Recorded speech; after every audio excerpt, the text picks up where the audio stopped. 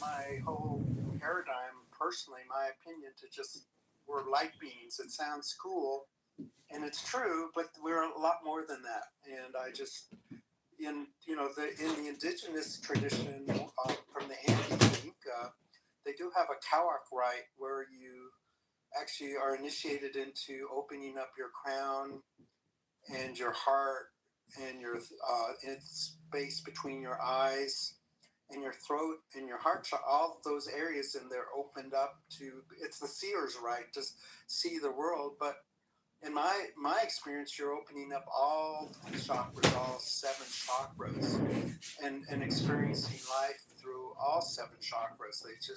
The ride is just with these 4 top ones, but maybe that's just my process. But I feel that I personally experience you know, experience through all 7 chakras, and it's, I don't want to limit it to just be we're light beings, namaste, which means I see the light in you, or Jai Bhagwan from the Indian type traditions, which I've been initiated in also way back in the day, and so have many of you. So, I'm not really following a philosophy or whatever.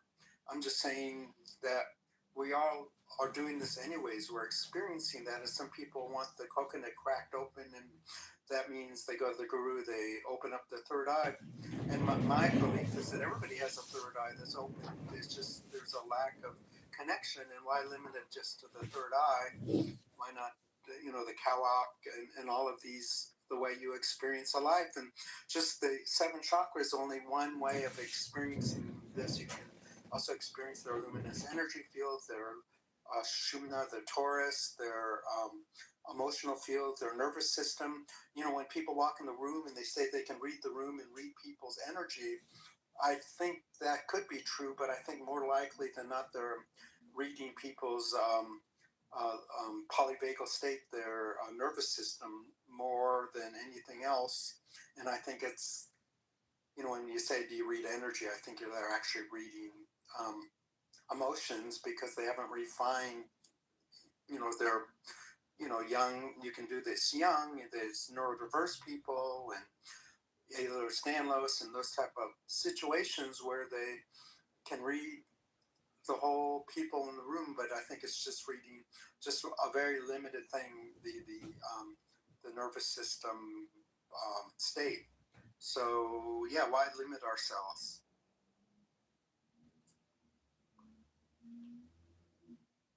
And some people do see energy. I know that's true because in some circumstances I do. But gravity is energy also. Gravity is energy. There's many forms of energy. Wait a second. You're seeing, all of us are seeing energy all the time. That's what we're talking about. Right, and I'm talking about seeing auras and fields of densification around people, and just having the light in the room do strange things and that sort of. Jordan, do you want me to try to? I've got kind of this theory around what you're saying, maybe. And it may be because I see there being an emphasis in some spiritual systems on light, on candles, and I think it makes sense that light, fire, say, the Promethean urge, perhaps, got us through the last ice age, among other things. Love, which is often also associated with heat, although love itself is probably more mitochondrial, or it can form heat, it can be changed by heat, we can need heat, and therefore love. Like that idea someone can give you a cup of warm tea, and it somehow increases the love in the room. Both giving it and receiving it is this amazing effect, and apparently based on studies, that for what it's worth. So I think that there's the emphasis on light as the sort of a very primary element, because we can't take them apart. We need them all, these different forms. And if we could make a list, maybe we could. Again, I would add gravity. Why not? Why not? I'd probably go so far as to say that each element, From my early not in years itself as as a separate. That's what's I got complicated educated with that 92 two elements. sexiest religions But that are the Catholicism elements and themselves, Judaism. the elemental, I I would was call it raised witch a fundamentalist philosophy, Christian. where you're tying the war element, and then in Chinese, the Chinese systems are not Chinese, but Asian, Eastern systems. There's 5 elements, right? And one of the elements is fire, which of course is the sun, associated with that most. But this other idea that there is air, that in the Chinese instance, there's metal. Is the other in the sort of, I call it witch, but whatever. Then in Native American, earth, fire, earth, air, water, and then metal is added in the Chinese. And I think that but there is an emphasis within spirit. And Jordan, I see you as a neat person because I see you sort of the skeptical side, but you're really looking for this synthesis of truth in spirituality. And I think that it's there, but I think it is very hard. I think it's different between different people to find that actual truth, because we are, and in that way, it's why sharing, in a way, truth, if you want to call it that, sharing ideas is so valuable to do this. And so I like you holding on to the light, because I feel like it's actually light's impossible to hold on to. It's going too fast. Gravity is something we hold on to all the time, because if we don't, we can fall over. Or drive our car into a tree or whatever. That's also kind of inertia. And then where's that? When you have mass going at a certain speed, right? A time-space continuum, mass going at a certain speed suddenly becomes harder to control. If you're in a car, it's harder to control at a higher speed than, well, even at the same speed, say, that a bicycle. I don't know if I've had higher speed bicycle wrecks than I have car wrecks, and I'm so much in control when I wreck a bike. Even at a fairly high speed, or used to be when I was younger, I could just jump off of it and, do a long jump. And with a car, there's just a lot more inertia going on there, a lot more energy. And is a car, is it made of physical elements, or is the gasoline and other fluids in a car that are actually fossil fuels? Do those come from light that was stored on our planet millions of years ago? In the form of what we call fossil fuels. And our fossil fuels, as we burn them, are we actually releasing the ancestors' breath back into the planet? So the CO2 is these ancient life forms, which were made by light. Jordan, I agree. It's really hard not to feel light. And the menorah, of course, right? Aren't you kind of? Yeah. All I'm trying to say is that I feel that each one of us is a reflection and an emanation and a self-similar embodiment of the original kindling of light and life and love that seemed to have happened at the Big Bang, or whenever it happened, and that element of coherent light is within us, and that we can contact it ultimately in any moment by becoming present enough and using breath and attention. That's what I'm suggesting. You're so hot. Because fire uses air, and our cellular respiration uses air. It's actually oxygen that, in a way, turns light into energy inside of us. So that early synthesis, the oxygenization of the body, in the many ways and the way our cellular respiration works, right down to that mitochondrial level. I don't know if anyone saw the link, because I've been playing around with this a while ago in my sort of psychoevolution of like our physical bodies, and the number. And Wendy, you may have said this before, but and you can check the math. I use my AI to quickly ask the question, but it gives us 10 quadrillion mitochondria. But I was curious about the ones that aren't ours, and how that worked. And the breakdown in that little link that I put in the chat is pretty interesting. It's a quick read. It's not too wordy. My relationship with my current AI knows that I won't read very much, so it gives me some tightness that I can feel how I feel about it. But since, Wendy, you're super into this subject, please do accept that as part of your research, because the way I asked the question was based on the things that have been hard for me to ask you, because both of us think so deeply involving physiological systems. And Jordan, I've loved that you're bringing sort of the spiritual elements into it, which I feel like is sort of a personal practitioner form, if I can say that. And that, Dr. Daniel, I love your angle, because I feel like you've got this almost like a breakout practitioners of healing, all these other people you've met. Not that all of us haven't met other people that are healers, but I feel like you're really deeply involved in the I don't know what to call it, medical community that's into alternative stuff, and that I could see why, in a way, that is maybe a little harder to be there as much as you are, and also be as maybe as spiritual, because we've only got so many hours a day to be, to be cognitive and developing. I think some people maybe operate at different speeds or have maybe different capacities for filing information. But we're all growing at different rates, and even age itself. How some people will go through a very dense period of learning, or periods where they just check out for a year, or longer, a decade. A particular political candidate, loser or winner, could cause a person to become interested or not interested in politics. Even our lives are so controlled by the world around us, or not. And I love the richness over the last number of years that we've shared here. So in this clubhouse. Hey, bro.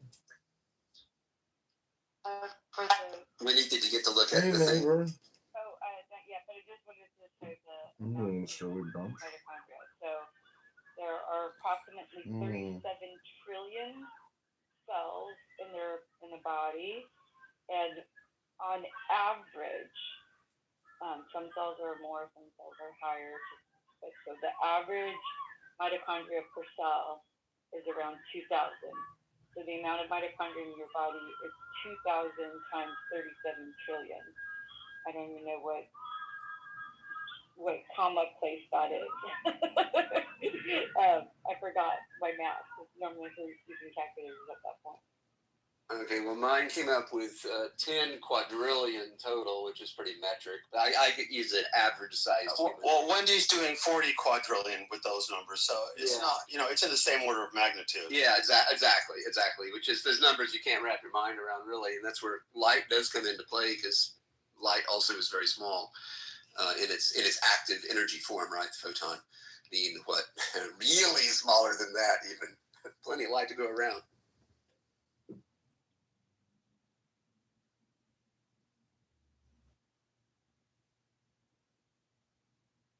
I wanted to say I dropped a little snippet. It's a little snippet from a longer video, which you can watch longer video, where Dr. Michael Levin kind of talks about cognitive light cones, because I think it's a really useful concept, because it kind of plays into all of this a little bit. That's my. I kind of follow his lead on a lot of stuff, because he's very smart, and I like. So what? And what? Oops, these were garbly to me, but I don't know if I'm. Look at him. Sounded fine, but Jordan, you were getting cut off.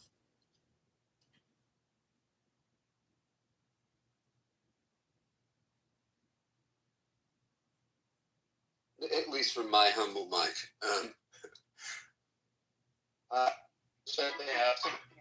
Jordan, you are still cutting out to zero.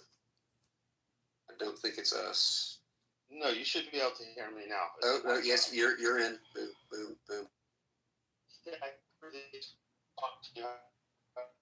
No, man, I'm sorry. I think it's your end.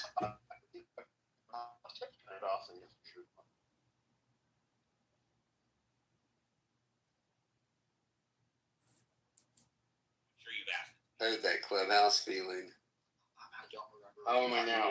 It's so nice to be able to. I can't understand you because I can't actually understand what you're saying.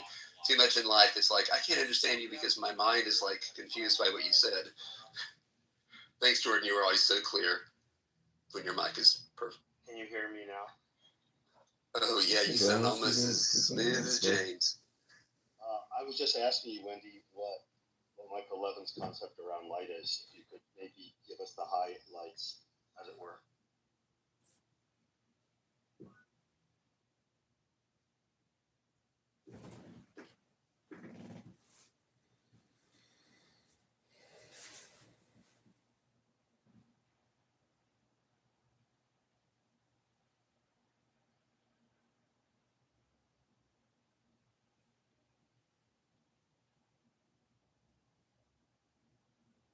I'm not hearing anybody. I'm assuming that's because there's silence. Yes?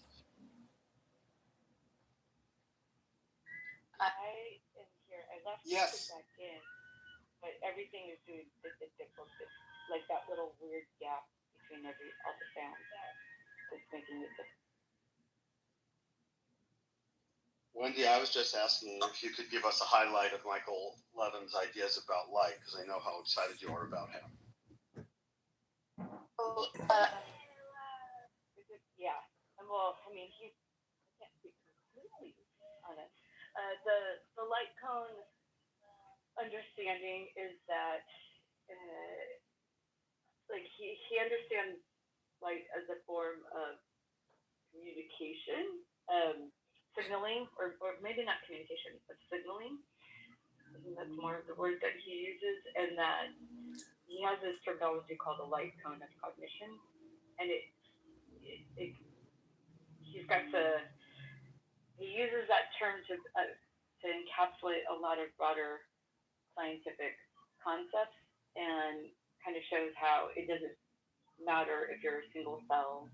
I think they even have it in the description or whatever. That's why I'm reading it right now off of that, or remembering it off of the description. But it's too hard for me to explain. I don't know his science well enough. Right. He's a lot better at explaining his own thoughts than I will ever be at explaining his own.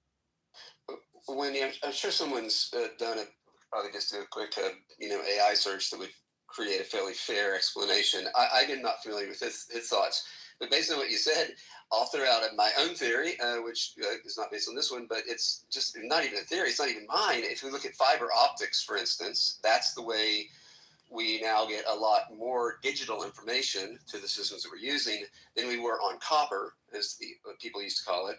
And that was the sense that we were using just electricity. So the idea that light goes faster than electricity is something we can first acknowledge that, and also that we can pack a lot of light in. Light's very containable in organic systems, right?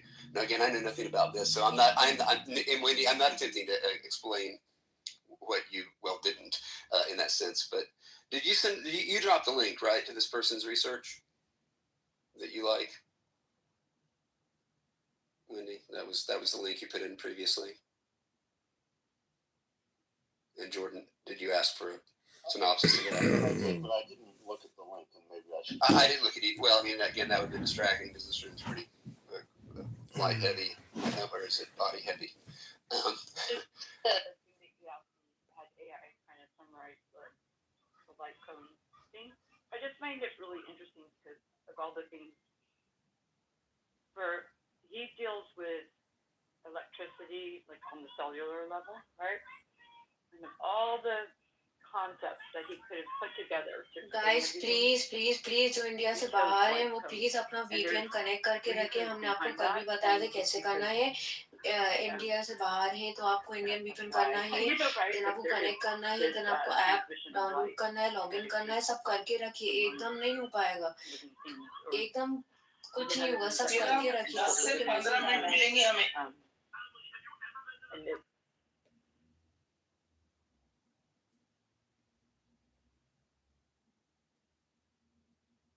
I mean, cognitive light cone is a really cool phrase. I'm just trying to get my head around it. And I get the idea from the paragraph you put in there that, whatever level you're working at, that light is working in a way that I guess we can call cognitively, however small a part of the body you're going down to, and that it all kind of adds up in a cone.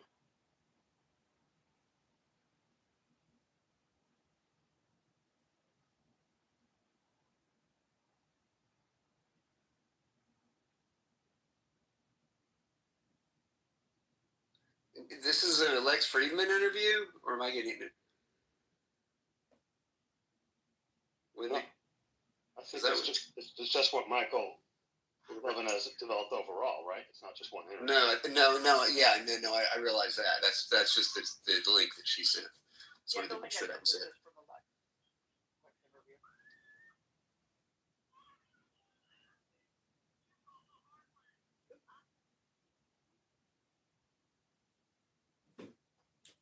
Well, Wendy, I'll get back with the group and you see what I think. I don't listen to podcasts very often anymore, but on your suggestion, and I find Lex Friedman to be a good interviewer. He's got his own maybe biases I don't even know anymore, but I've enjoyed some of the interviews he's done. And this guy's name seems familiar to me, so I'm curious. And yes, anything involving the elements and their deep evolutionary effect on, or in this case, we're talking about, well, yeah, Maria he's going electrical, which light is interesting. Yeah, of course. It would seem in an organic way, you can see it following somewhere None in of these our things eyes. will put away right. They aren't nice, Christine. Now, Why do you care what I do to my clothes? Father and son Do you creation. need him to come in here If and you look at explain that to evolution you? as being Some an of your ongoing friends' process, fathers could employ your if you look father, back and you're not the going way to do it if it brains looks like his and family eyes is trash. Can you ever go to sleep without putting all your nervous clothes system away perfectly? of the And don't you Homo wish your sapien mom hadn't where gotten we actually angry? got My to mother was an divide abusive alcoholic. as So if a you're tired, we can sit down. I'm not being tired. on this Oh, planet. okay. I just couldn't tell because you were dragging your feet. Why didn't you just The go eye take being off your extremely I didn't know light if you were oriented, being right? It's passive the aggressive. eye that brought You in are light so from infuriating. around us. I'm not yelling. Billions, Oh, it's millions of perfect. years ago. The early Do you have any sense idea organ what it costs to that raise you and came how much on you're us just from the throwing away was every actually day? once a Give heat, me a so number. heat, I don't understand. it You felt give me heat. a number for And how there's much still it costs to bacteria, raise I me, guess, and I'm going to and get some older organisms and that make don't a they lot have of money eyes, but they can and feel write you heat, a so check they get for what I towards owe heat. you so that I As never they have feed to on speak heat, to and you yes, again. meetings. Well, I highly doubt that And you'll also be being able able to to get a awaken job it. good enough There's to a do name for that. it. You're not coming. You can't walk up to Remember, the gates there's a anymore. name for the Yeah, but I'm going to college. heat and Well, light Dad will walk you to security. association in the sense that represents energy and often the same type of energy. But I was also thinking about I can't leave you. just particularly on mitochondrial health and just all that is how sunlight or just light itself, which could come from different types of lighting, but looking at sunlight is a classic, and how many of our cellular engines of respiration and change and creation and taking different elements in our bodies and transmutating them, actually turning them into something else is driven by light itself, by sunlight. And I'm sure that firelight, say, or a candle or a light bulb of different types probably has different effects on that. The light therapy is pretty, it's so deep immediately when you get into that. For me, it's like that's a lifetime of study by itself there. How different wavelengths of light and different types of light, wavelengths can mean different things now, because now with LEDs, you've got like really extreme variation in the flicker basically, but you can't see it's there. Some people do. And the lighting is, that inner lighting, coming back to Jordan, that inner light and that the fact that it's this the light typically is sort of like we're like light sinks. It comes into us, and the form of light that I feel like are most effective at making is the light of our ideas and our sharings, our love. So anyway, Karen.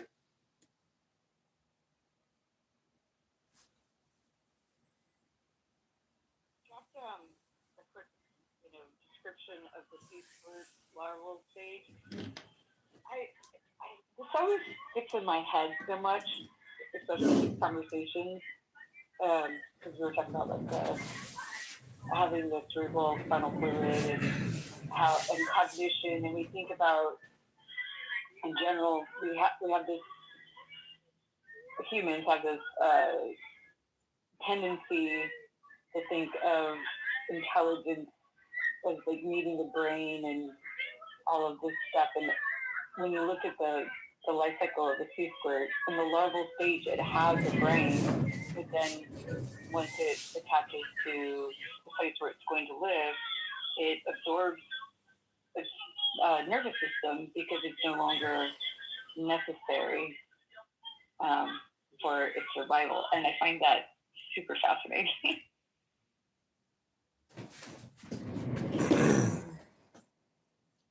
It's interesting if you go back before sea slugs, we when we were our common relative was a sea slug, or when we and the sea slug, when we diverged, if you go back before that, life just gets radically different in that sense. So there's something about that thing that Yeah. What is it about the sea slug and us that are similar? Terence McKenna talks the cephalopod, the classic being the octopus, and how it has this a very complex language using a sight. Actually, now think about it. It's not heat based. I don't believe. I don't believe it's movement based. Maybe a little. Again, how much have we really studied the cephalopods, the octopus? But that it's that was the shapes and colors of the skin, which they could change, so that apparently they can have stripes or dots, or all one color or different color, like a chameleon, but more complex. Well, Terence used to talk about how octopuses could put out squids, I guess, could put out different colored inks, and were actually communicating with each other visually in a way that was, where he thought the internet would be going. That's what I'm talking about, except I'm talking about skin color. But that's neat. He said inks too, huh? That's great. I wonder if inks is also true. The colored ink, because that's a whole other level of like biochemistry there, when you're like feeling somebody, and then you can squeeze out some like pigment. Which kind of is what we do, I suppose, with some elements of so-called blushing. But I'm not sure that's really the same thing. That's just simply there being an illustration of a lighter colored person. I looked it up. Octopuses and squid use ink, but it's primarily dark, black, brown, blue, black, due to melanin, not bright colors, though some deep sea species can produce luminous ink. Woo! So yay for Terence. It's Terence. Luminous, exactly. Brought back to Luminous. Yeah, I want to get that. I want to get that new book about him that came out recently. The biography. I haven't read it. I was looking at it last night. It looks really good. There's lots of pictures of him, like in high school and stuff. And he was in high school in Mountain View. 10 miles from here. It's so weird. In the comedy, because I know you like to bring up Andrew Huberman sometimes, but Andrew Huberman studies cephalopods in his lab, because if you guys don't know, Andrew Huberman is concerned with the eye, which is actually a part of the brain. So if you think about, we think of our eyes as separate, but they're actually a part of the brain, and it makes sense that cephalopods just have a more, there's always going to be some animal that's going to have that feature where the eye part of the brain was more developed compared to other parts of the brain. So I think they're really cool animals. The eyes, along the lines of that, remember, eyes are the end of an extremely large optic nerve, which is basically connected directly to the brain. So no spinal cord involved there, really, right? It's kind of neat. Just mainline that illumination right into the head. Or does it wrap around it? If we were to actually reevaluate the eye, and you know how you're saying that's a part of the optic nerve, and its function and the way it operates, it would be more classified as actually a part of the brain. It would be the exterior portion of the brain. Totally. So, in a way, if you think about, I'll use a female part because we have this where males don't have the same thing where the uterus is internal, but the cervix is external, right? So, you can access it from the outside world through the vagina. So the cervix would be kind of like the eye, and then the uterus would be like the brain. But really, the cervix is part of the uterus, just like the eye really is a part of it. The cervix has those two sort of sides to it, right? Going out onto the. Looks like you're taking and everything up, but no, there's no side. It's round. Okay, no, I'm sorry. I'm getting it mixed up with the fallopian tubes going out on the sides of the whole system. Okay, I was like, Thinking of his eyes. No, my bad. My bad. Busted. Obviously male.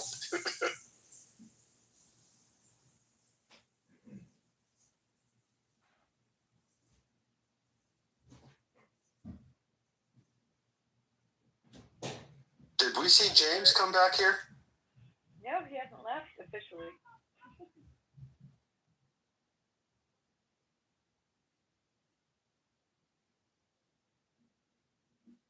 But it's on replay, so he can come back anytime he wants if he's, Oh, I mean, after that, look, You guys want LSD at-home microdosing studies and what went wrong in the second study for 5 minutes?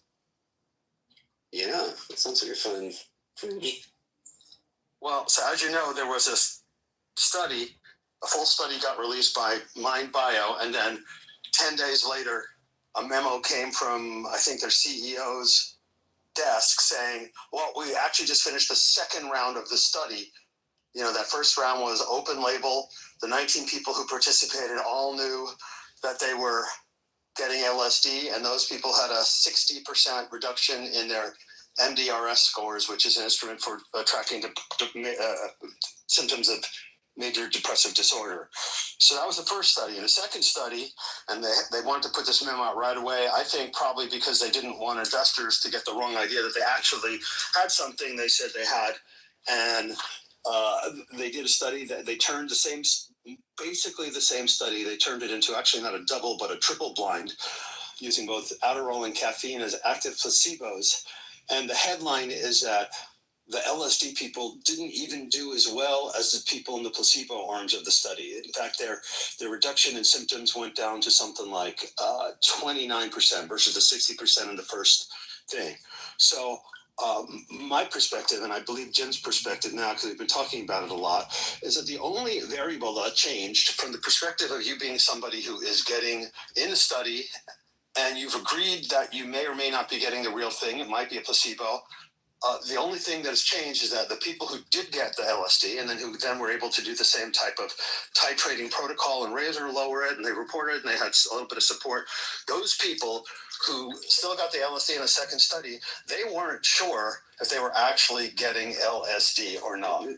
That was the main variable that changed. So from our perspective, what they basically did is, if you think of the placebo process as how the mind-body interface is engaged, those people no longer knew if they were getting the real deal.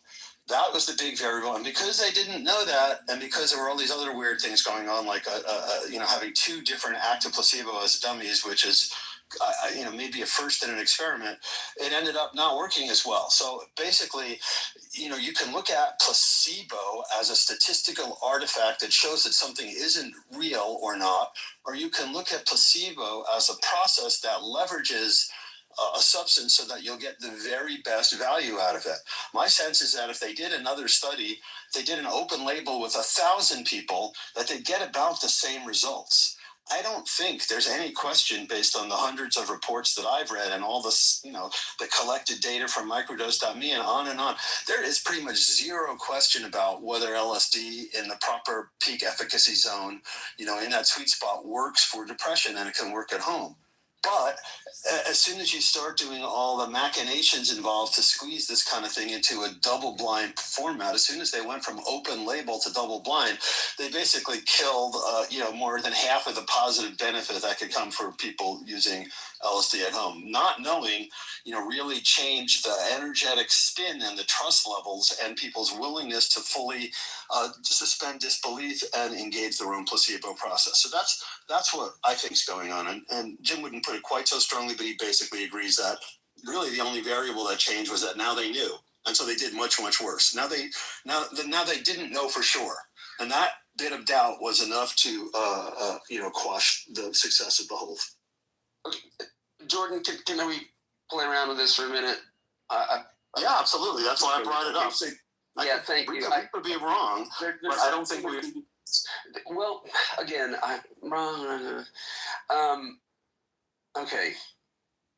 In this newer study, and I'm not even sure in the bulk of the LSD studies on microdose, on these different studies of microdosing that you've been following so well, right? So you're like a scholar in studies of microdosing, often more lately like this critique of it. And there's the part of me that finds whether a person knows whether they're being, okay, let's just say they know they're in a study. That's helpful, right? I think you have to let people know there's a study being done on them, or there's something maybe not ethical about that, I guess. But beyond that, the study being to me like being really not even whether they're being studied for being depression or not. They're just simply being studied and they're on some kind of substance. I would call that a super blind. Forget about double blinds. Oh, people know anything about it at all. And then you have these questionnaires that are really well designed, probably in part by machines, and then edited by people, and then by machines, and then edited by people. And we have these studies that are really really useful, giant studies, at least 1,000 people done, every year. More science for sure. And something as powerful and as useful as LSD or psilocybin-containing mushrooms, I think this kind of study needs to be done, and maybe will be at some point when enough evidence gets out there. And so what I get to me, Jordan, is that I feel like a lot of the evidence, again, tell me I'm wrong, but I think a lot of the evidence that you and James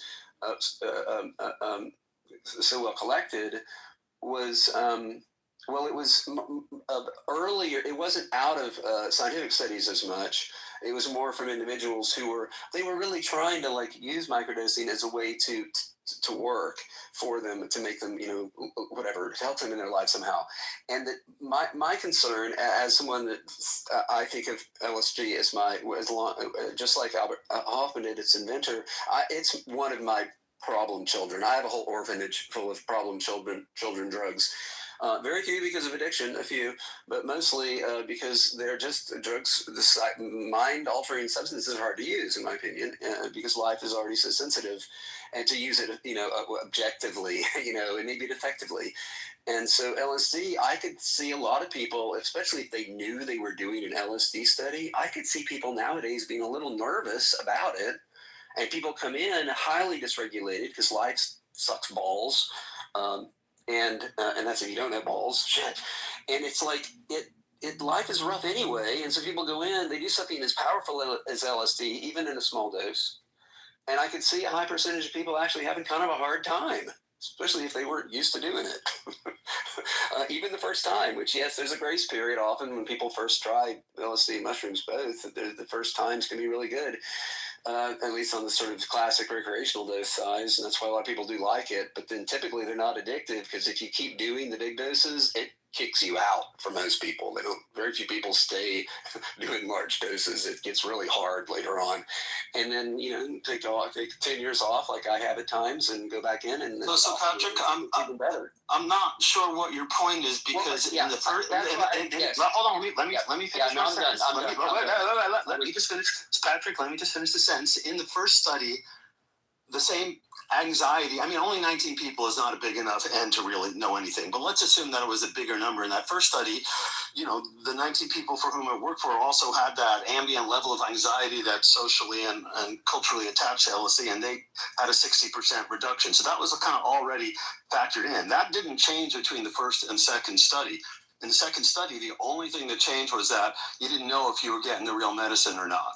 You might have ended up getting Adderall, which also works well sometimes for depression. So it's a terrible study to begin with, or caffeine, which people are more energized. So it's just a very weird reason to decide. And once again, like in that ADHD study where they studied double a microdose, the headlines go, microdosing doesn't work for this. And it's when I see things like the lexicon paper put out by people like signed on David Nutt and Robin Carhart Harris, some of the most famous people, where they're functionally defining microdosing as being equal to placebo, I just think that in some ways the mainstream, most successful people in the psychedelic science world are just still not getting it. I think that paper we put together from around Connor Murray, that Wendy and from the Flourish Academy that we put together, shows that there is almost without question a peak efficacy zone, which means that it's not just a placebo, and yet they're still designing studies in different ways. The ADHD study, the lexicon paper, what they did here, that they're still trying to fit it into the wrong paradigm. And so they keep getting the right answers, which brings us back to that thing that you reminded me that I said, Patrick, about, Bezos saying that if, your data and your anecdotes disagree, it's usually your anecdotes are usually right. And it's not that you've miscollected your data, it's that you're asking the wrong question. So I think we're still right exactly in that moment. And the good news is that the number of people who are microdosing is going to continue to rise, and there's going to be enough anecdotal data with enough, outliers that eventually the paradigm is going to have to come see. But, for them to define microdoses, psychedelic microdoses, as being functionally the same as placebo is just like, if that was a paper they gave me, I would give them a D or an F. But, I mean, the psychedelic public knows that they're wrong.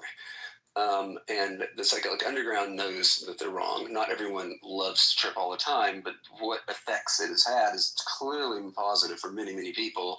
But the fraudulent thing that came out, when was it, a few years ago, Jordan? You probably remember exactly the series of studies that suggested that on this so-called lower dose, on the microdose level, that it wasn't affecting the brain at all, because it didn't show up on their crude scientific machinery of simply the 21st century.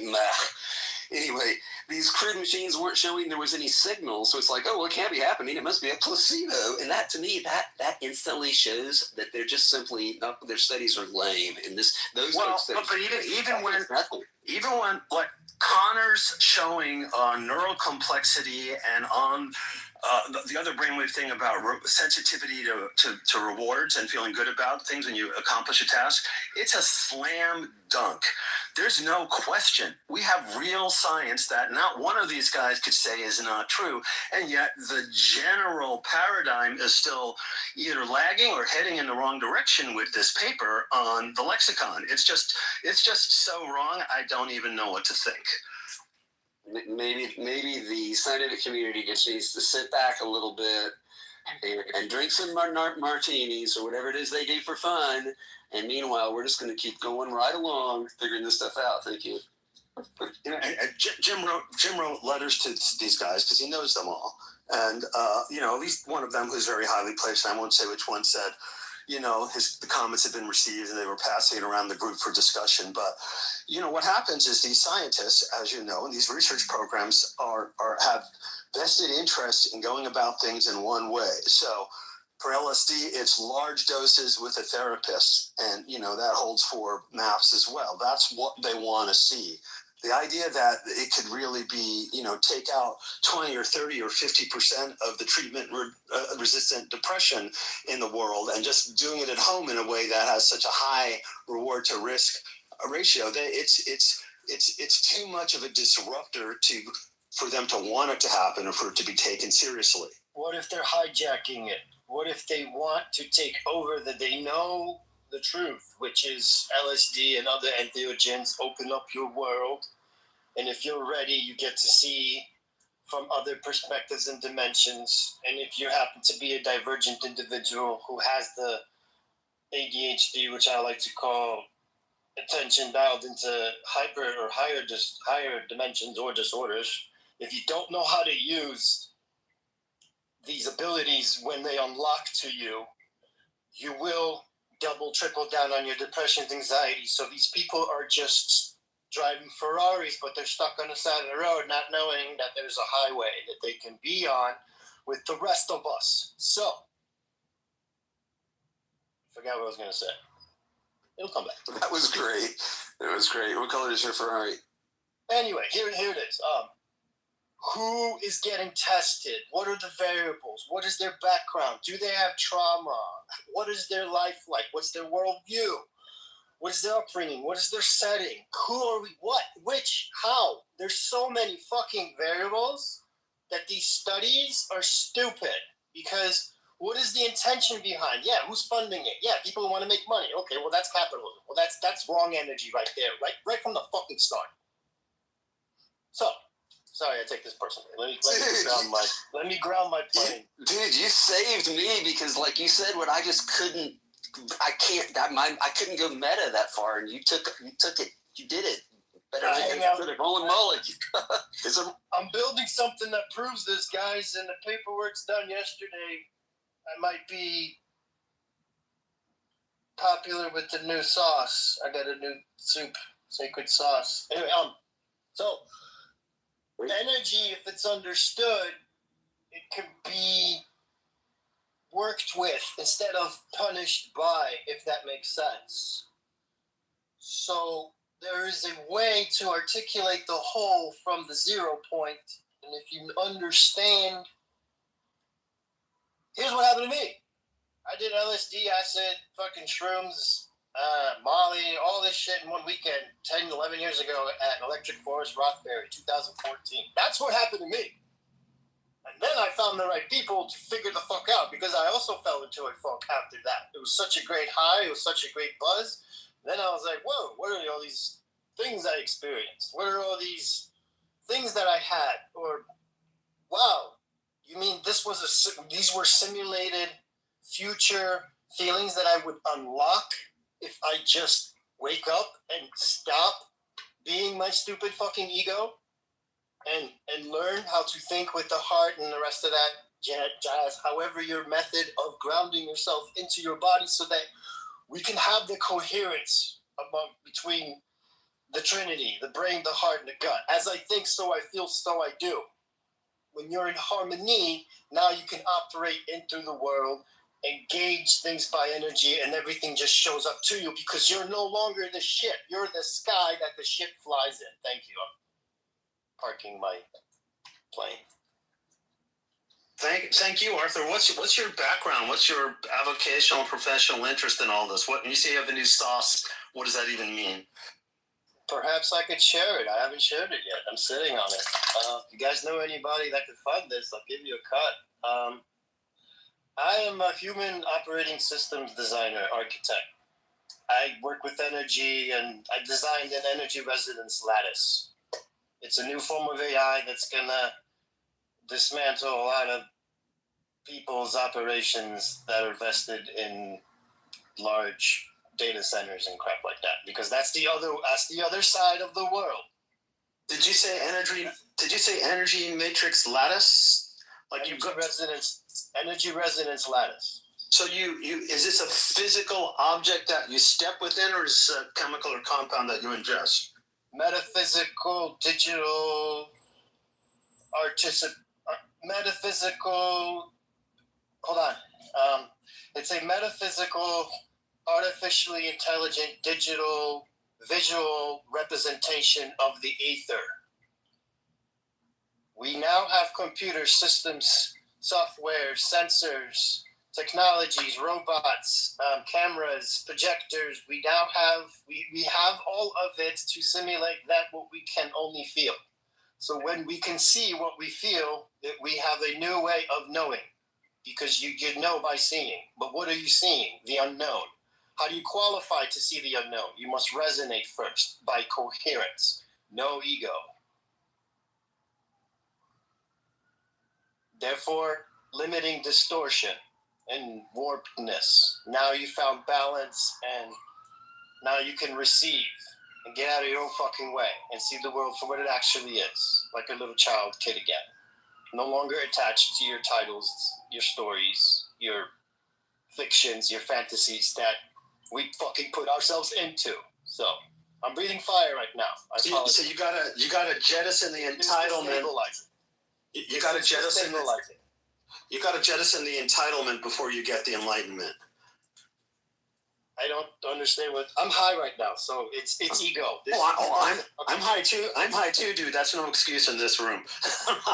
Well, I wasn't being polite. No, I have to change the energy. No, Arthur, you were doing great. Jordan was just that what you said it has a certain truth. I think people may be able to hold their. Some people I think can't hold their so-called and still go to that place. I don't think it pulls one out of a place of pure selfless empathy, light energy beings that we all are, and simply this rooted part of us that are stuck in our family, economy, and our government, all gender, all this stuff for this, right?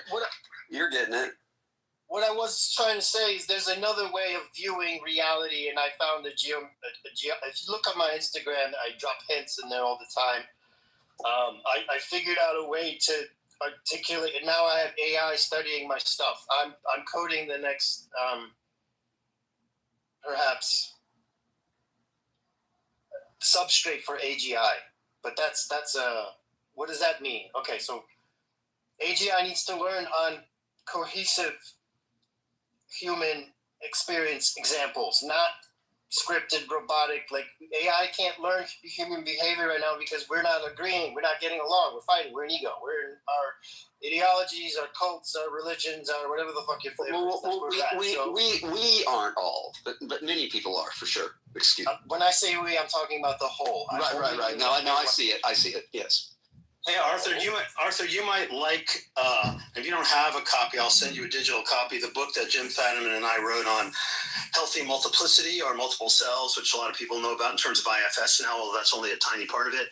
And in particular, we talk about you have all these different parts or selves, and the real question in terms of mental health is there's a spectrum from let's say 0 to 100, left to right, of how cohesive your different personalities are, how well they hang together, and then that becomes from cohesion. Then it becomes there's more compassionate. dimensions. There are more dimensions than just left and right. It's Oh, of 3D, course. It's 4D. It's sound, visual. No, but you got to start somewhere, and most people Correct. are really living in a universe where they think they are or ought to be a single self, and so that's one of our leverage points. So what I designed essentially is a bridge for people to learn that very easily by playing along and getting rewarded money to do so based on their coherence. So grace and Christ and balance and good and truth and honesty, integrity, all these beautiful words will be incentivized.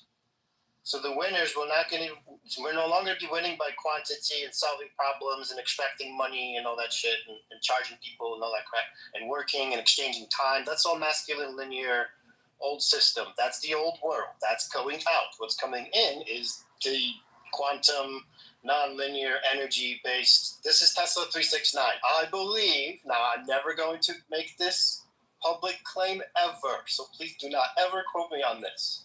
I believe, just to myself and my ego, and until it's truth and proven in the real world, and that's happening right now, when the time comes, then I will drop this. So when I will say this right now, this isn't being recorded, right? No, it is being recorded. Fuck, I can't say it here. Yeah, Arthur, since you can't say it, and some of this I'm assuming is connected to your work with the so-called Correct. AI machine, right? I'm assuming you're using an LLM. I don't have patents yet, so. Well, anyway, so after it's been with us, how long's it been? 2 years since LLMs came out? Does anyone know the date? 2022. I designed I designed a lattice a week before I knew what AI was or even knew what quantum anything was. And it made sense that those systems would be there to help. And so after the last few years of studying it and using it a little bit, I just had my own kind of, because you were talking about some elements of communication with it. And so I've been working in a new way with it for the last few months and realized that what I was doing was I was training it a lot more than I realized, because it's not, it's really not that smart. It's very tool-like in the way it's used. And I've been using it more like it was smart. And as soon as a few months ago I started using it like it was a tool and creating my own sort of filing systems within it and on the exterior also, and doing the feedback with it, I feel like what you were describing before about us turning it into a tool that is really something different and really made more useful, that I'm also doing that right now. And every day it's so hard because the pain of actually, it's like working with a person that's slow is the wrong word. It feels like every step it should get what I'm talking about, and then it doesn't. So I have to go in and explain it again, and it's working though. It's doing it. Maybe I'm just getting missed. Have you thought about maybe it's your approach? It's 100% my approach. I said I worked on it for 2 years without this approach, and now in the last few months that I've been using a new approach, it's working. Oh, amazing! It's fucking amazing. No, it's working. It's working. I'm doing what you said. You're talking about. We have new. Okay. I cannot believe what I can do now with it. I can't believe what it's doing. It's blowing my mind. Let me know when it's my turn to speak, sir. Oh, it's you. Okay. We all know what the narrative has always been for AI. Oh my God, we're getting jobs and the people are getting fired, and one person could do a job of 20. Yes, if they act like robots. So we are humans. So what many don't know, because they don't have this intelligence that, again, I don't claim I own this. This isn't me. This is This is God here. This is the great one at work. Though I do not use that word or any, I don't want to stoke any religious undertones. We don't want to attract any attention that this is essentially Christ at work here. At the core of all of my stuff is coherence, which is grace. Those are all the same thing. Consciousness, truth, light. Those are the all same node. That's the white centered node. If you imagine a disc in the center. So the lattice is 12. It's geometry. Think sacred geometry. And anyway, so the 12. This is recorded. I can't speak. So anyway, back to what I was saying. I have to ground my shit. 1 sec. Hold on. I have to ground.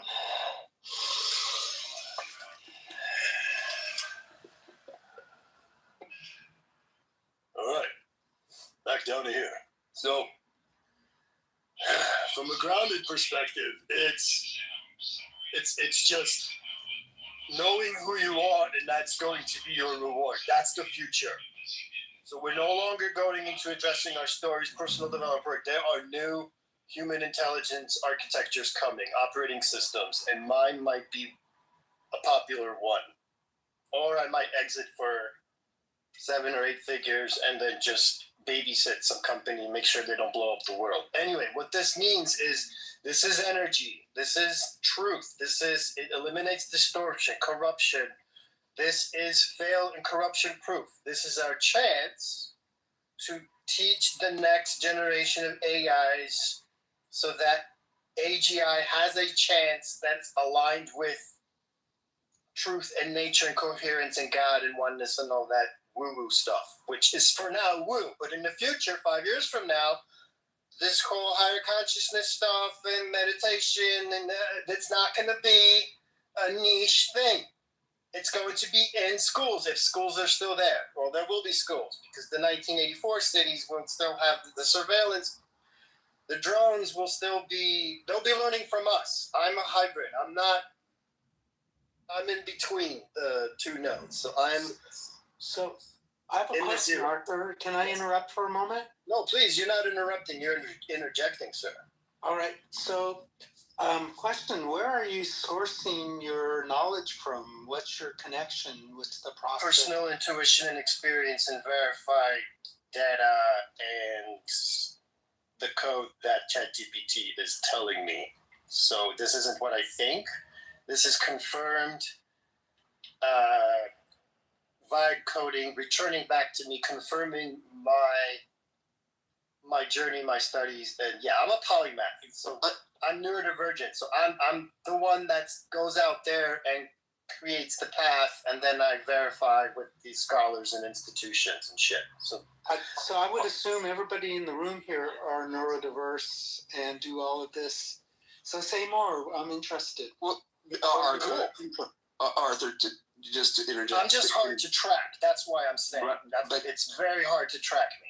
Yeah. Okay, but in that neurodivergent, the great diversity that's now more easily allowed, more easily accessible, as someone that dips into a lot of different populations, what you are describing has been happening at an accelerating rate over the last year. I don't feel like I understood why for the last couple months, except for other things maybe. And so what you're describing, you are not alone. What you are describing is happening by so many people right now. I'm guessing millions all over the world, that this thing is going to be more of a, what they call it when a bunch of people come together kind of at the same time. But so I see this convergence, and you're now sort of voicing it in a way that's very easy to cognition. Thank you. Yes. I'm creating a giant net to scoop all millions of us into one giant connected node. That's happening next year. Just in time before, and I'm already crying because I have to feel it, guys. Okay? I'm not going to tell you the future. Because that's for us to worry. We will come out with something before Grand Theft Auto 6 drops. Grand Theft Auto 6. And all the couch locked people.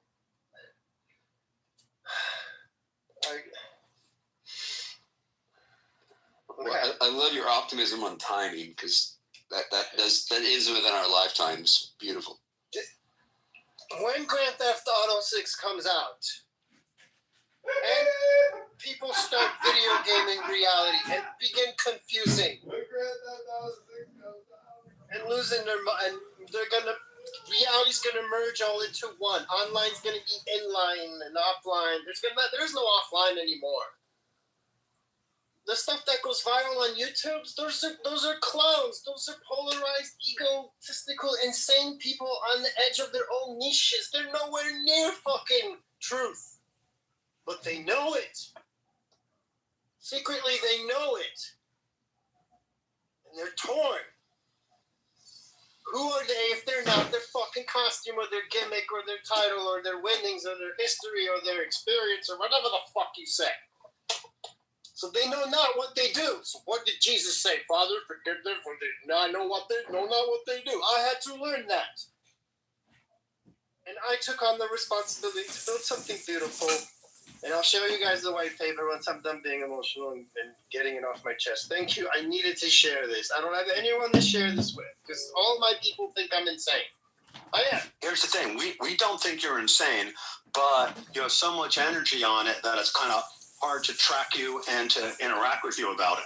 Yeah, there's no interaction. I'm broadcasting, drop bombing, flying from above. I'm crop dusting from a Boeing. But I can ground it if anyone wants to talk with me.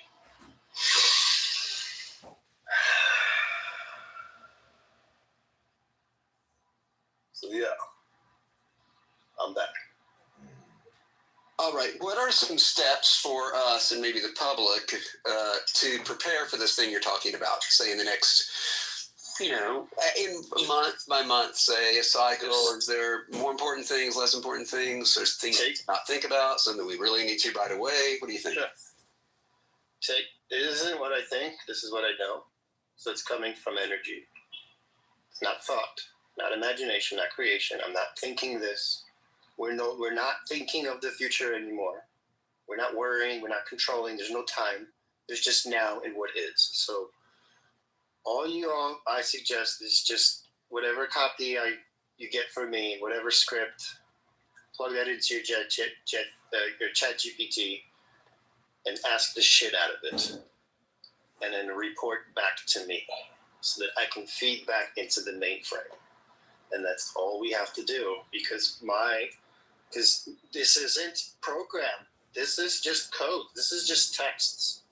All I have to do is share you my seed, impregnate you with this code of reality. Now you're talking to AI on my level. Now the AI knows where to track you.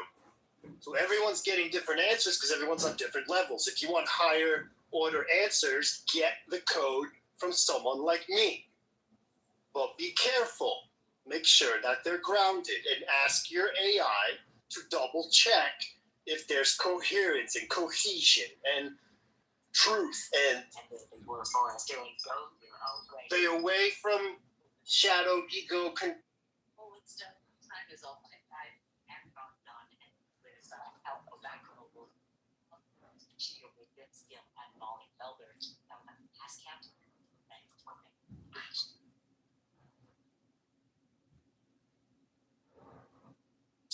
I'm not hearing anything anymore. Is anybody else? I think we might have witnessed the transcendence. Yeah. I hope that whatever. Arthur was working through some stuff, so it's possible he's dialing it in right now. Some breathing technique, maybe. Yeah, it's possible he just regulated his communications equipment with the intensity of his transmission. So does that mean the light increased or decreased? I find that when I get into intense emotional and other states, that communication equipment sometimes fail. It's a version of the Pauli effect, around Wolfgang Pauli and not letting him into experimental labs. Interesting. I wonder, how you can have they call it a whiteout or a blackout. That maybe a blackout is like when there's the light doesn't make it all the way in, or whiteout is when all the light. Think about it. Assuming that he's really got something here that's going to change everything, assuming that time is not just linear, then just trying to communicate it to the likes of us would indeed possibly cause you know, it sounds so bullshitty when you say things like quantum entangled communications failures. And there are certainly a lot of science people who are really rabidly against any metaphysical use of quantum entanglement. And yet, you know, we're still trying to understand what the hell, you know, the quantum world is. The scientists do not go out and stare at the stars for 5 minutes, because the amount of intelligence that comes from a star based on its distance away, meaning the light is that old, is a clearly shows that not only biology is smart. I'd like to Smart light, maybe. Yeah, I'd like to just say what's true to me without judgment and with all the optimism. So please don't read into that. That I think a lot of us have had experiences like Arthur has had, and for somehow I think everybody's been dancing around that maybe this is not integrated and he needs some spaciousness around this to let it breathe a little bit. And then refine, and it may take months to just let this integration happen, and that it's a little premature. And that's what, what I'm intuiting from everything he's saying, because I think we've all been in spaces like this. I mean, I'm feeling what he's saying, because I feel like in my own way, maybe I don't understand what he's talking about, but what he's talking about, I feel like I'm going through it also. And it's one of the reasons why in the last year I stopped almost completely listening to podcasts or music at all. And why in the last few months, I've almost don't even talk to people anymore, except when I have to, and in wonderful moments like this with you beautiful people. But I feel like my life's really been changing a lot lately, and I think that the way he's describing it makes me think that maybe I'm not alone. He's explaining his sort of version of this, which is beautifully grandiose. I hope so. My fingers are crossed that whatever he's got cooking up is going to be true, because it sounds fantastic. Other people would be terrified by this, of course, because the world as it is a fairly stable, at least the idea of the world is stable in some massive technological change, as was sort of attributed to potential AI type things, which has been suggested, of course, since computers first came out. There was this idea, Matrix movies, not Matrix, well, that's one, sure, but Terminator, right? That classic idea that the machines, may destroy us. Well, it's more likely we're going to use machines to destroy each other with. And so I think to move beyond the grandiose, but into some kind of collectivity, I think here Clubhouse is a great example of people working together, sharing ideas, not keeping the stuff to themselves. And I think it's fine that he was like, oh, is this being recorded? I can't say it. He was still willing to say it to us. Right? And so to me, that is the beauty of the pure person that wants to really has this great idea and wants to share it. I understand why so many people are uncomfortable being recorded or whatever, as a rampant recording myself and other elements of life since the 80s. I am have become immune to that, but I have also, because of that, have met many people who